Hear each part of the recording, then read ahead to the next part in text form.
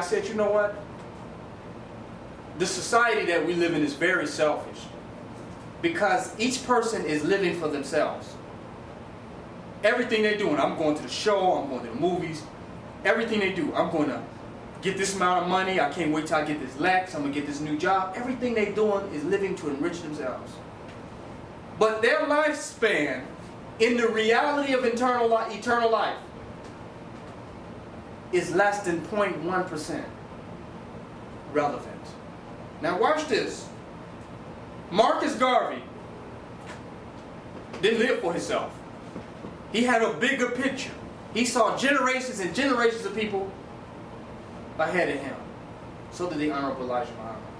Because their lives created significant change within our community that we can qualify today. The fact that we had that red, black, and green flag or banner is because of Marcus Garvey. The Rasta movement came from Marcus Garvey.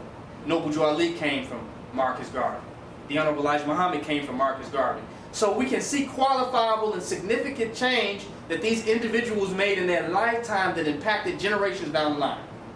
Now, our average individual is living for themselves, not realizing that you're not of total importance because you're here at 100 years max. But there'll be hundreds of thousands of generations that's coming after you. And if every day you're living just for this one individual who is not even a drop in the ocean of eternity, then you are living in an illusion. Do you see the point I'm making? That was created for you to make people wealthy who capitalize off of your state of ignorance. Do you see the point I'm making? For you to believe that this existence that you have is so valuable to the degree to create such a level of narcissism and selfishness, it works for them. It works. I'm going to go work at 9 to 5, 100 years, I'm working for this, I got this promotion. That works, that you can create an identity out of nothingness. They make money off of that. It works for them. The Rockefellers, the Bilderbergers, the Illuminati, the Rothschilds. It works for them, for us to be, it's just about me.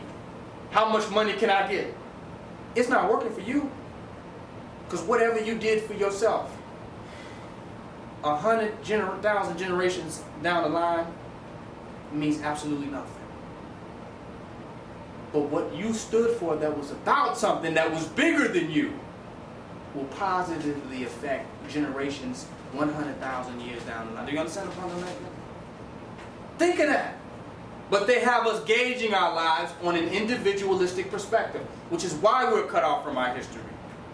Because we think that these beings that we're walking around at, that's all we have and this is all we are.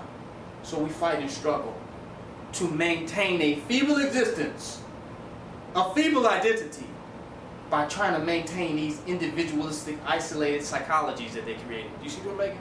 We're trying to make this survive. On my car. On my watch. Do you understand the point I'm making? It's some people on my mud cloth, on my cowrie shells, on my ankh. These are still individualistic, isolated identities that don't fit into the grander scheme of who we are as a race. Because we're living day to day on an individual level. We're not living for the overall collective consciousness of our people. We're not. So generations down the line, they will suffer because we didn't think about them. We thought about these individuals walking around here that were created by television, telling lies to your damn vision. We're overly concerned with these false individualistic identities. That's our everything. And all the energy that you put into this individualistic being will not add to the number of your days on this earth. Do you feel the point I'm making? But all the real things that you do to add to society will add to your race 100,000 years down the line. So when you reincarnate, if you are a Buddhist, you reincarnate into somebody divine. Why? Because you created it. If you don't wake up the consciousness of the people, when you come back, you can't come back into nothing but ignorance. And you got to do this all over again from jump. You got to come back and be a crackhead all over again. You feel me? You got to come back and be an alcoholic and get shot 15 times. Because you didn't elevate the consciousness of the planet. So what you come back into? A planet. A trap. Do you understand the point I'm making? Even in Buddhism, they teach that bodhisattvas incarnate in the earth, enlightened beings, and take on these beings that we walk around to take the karmatic debt of the planet. Do you see the point I'm making? So they come back into bodies and take the karma to reduce the karma of the earth. So, but they got to go through all the trials and tribulations and sufferings that everybody else do. So they got to suffer because of the consciousness of the planet. Ain't that deep? So when we raise the consciousness of the planet, we've all been here before, and I'm not trying to spook nobody out. We've been here before. That's what remembrance is about. We built the pyramids. We were the most ancient civilization. But now we glorify the works historically, not realizing that we are the manifestation of them. That them and us are one and the same. And all the history and the information can do, and us looking at the monuments and looking at the face of the statues, all it can do is awaken our cell memory so we can remember who we are. That we're bigger than this European's limitations. He capitalized off our limited thinking. That's why he's in power, not because of his guns and his technology or his numbers. Our limited thought. We believe in his power. We believe in him. But when we remember who we are, we say, but man, we ruled, we had our own systems before him. And the same person who had all of that is standing right here today. And we say, well, today he has all this technology. This is why he's ruling us. But his technology is digressing. It looks like it's advancing, but it digresses. You had a VCR. Give you an example, VCR tape. Lasts forever. That's forever. You're not going to scratch a VCR tape. A tape will last forever. And now they come and give you a DVD. This is an advancement. Do you understand the point I'm making? And it scratches up just like that. And it's dead. You can't even use it. You can barely burn off of it. You can barely watch it. It's jumping. Look at this. But his technology has seemed to advance. And now all your stuff is outdated. That's nothing but consumerism. He wants to keep you buying and keep up with the fads of technology so he can keep you on his wheel.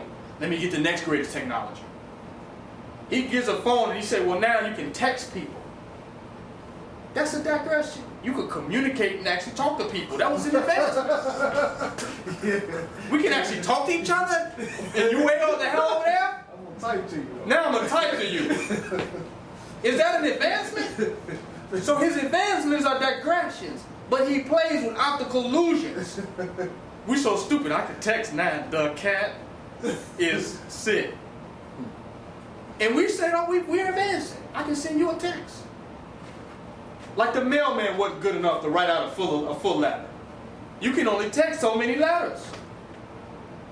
You got to reduce your message. Do you understand what I'm making to text somebody? You can't even say everything you got to say. You got to break it down and encrypt languages. Come on. So my point is the European is not technologically advancing. Because advancement means efficiency. What is most efficient? He's not trying to become more efficient. He's becoming more vain. Do you understand the point I'm making? Now you can choose whether you want to text, call, or email somebody. The real question is, what are you going to email them? What do you have to say? You're confused about what method of communication you're going to use, and you really ain't got shit to say. Am I going to email them this, or text them this, or am I going to call them? How am I going to get across to them? The question is, what are you getting across? The method you use to communicate doesn't make your communication more valuable. If you're saying nothing, you can say nothing in the text, nothing in the email, or nothing over the damn phone. So society's not advancing unless the people are advancing. You can do a whole bunch of nothing in a technological way. You feel what I'm making? And your whole life can be technological nothingness. Seriously. Send out people, email and text people. They don't want to talk to them. They don't really have nothing to say. So it's the quality of people that determines the advancement of a society, that validates the technological advancement. Because everything we do is technology. The drums is technology. Right. Damn. Everything that exists is a technology. And it's efficient for the purpose of which it was created. There is no greater technology unless it becomes more efficient for a created purpose. What makes something valuable is the purpose of which it was created. Why did they create the text? So they can make more money. Why did they come up with the DVD? So they can make more money. So they can come out with something new to get you to buy. To keep you and keep their capitalistic system going. Because nobody's buying. Everybody got VCRs. Everybody's happy. Nobody gonna buy nothing else. But they want to get the economy back rolling, so we're going to introduce new technology. Technology that they have been sitting on. They got technology more advanced, supposedly advanced, than they have now. But they're just not putting it out. They're going to wait till the right marketing time. Christmas. So it's not put out to advance us or to make our lives better. Because technology cannot do that. The development of human beings creates a better reality, a better world. And if those human beings do not develop because of their dependency on technology, we are digressing as a human species. You see what I mean?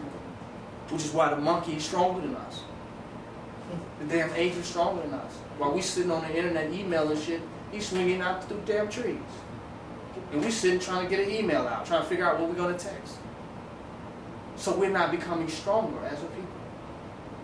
It's a reality. When you got to go run a message 10 blocks, you're not going to want the person that you run it to waste your damn time. Right. You're going to be healthier because you walked all the way down there to give them the damn message, and you're going to be dealing with somebody who's sincere because they know the work you put into delivering the message. Yeah. But if you try to cut all that shit out, now you got nothing but agents around you and hypocrites. Because there's no sincere connections. Right. Right. It's all holographic technological illusions. People say they got thousands of friends on MySpace. How do you have a MySpace friend? Especially when it's not your space. It belongs to Tom. It's your first friend when you get on MySpace. It's Tom. That's Tom's space. But they claim they got 10,000 friends, but if you call any of them up, they ain't gonna do nothing. Half of them don't want to send you a message back. Why are you on here? For vanity. Just to give you a presentation of who I am. But if you make any real desire to connect with me as a realistic person, I'm gonna run, because I'm not all this shit I'm presenting on this page. So if you see somebody's page, this is absolutely who I'm not. And this is who I'm trying to be. So my point is that we have not advanced technologically. There's no advance in technology, there's an advance in humanity. And unless humanity advances on an internal, psychological, spiritual, interpersonal level, then we are not advancing at all. It's all madness. And it's an illusion. So my point in making that and saying is that when we go back to ancient Egypt, people want to study the walls and say, I want to learn the hieroglyphic language, I want to study the language. You don't want to study the man that made the language. We can produce systems. Brother said, I've been taught by a master teacher and I've been taught a particular system. There are millions of systems. There are millions of mathematic systems. There are millions of logic systems and writing systems. Billions, trillions. So why are you limited to a system? Learn the person who all systems come from. Self. Because we can produce higher systems and higher forms of knowledge and information and communication if we're willing to get to know the people who manifested them. But we don't want to do that. We want to go back and study on the walls and glorify walls and buildings and old relics of institutions. And we don't want to build institutions today. Our greatness is encapsulated within history. It's not a reality of today. We don't see our greatness today. We say, well, we built the pyramids, we did all this great stuff. But we can't do nothing today. Because we can't see we can't tie it in. Okay, we built the pyramids, we ruled. How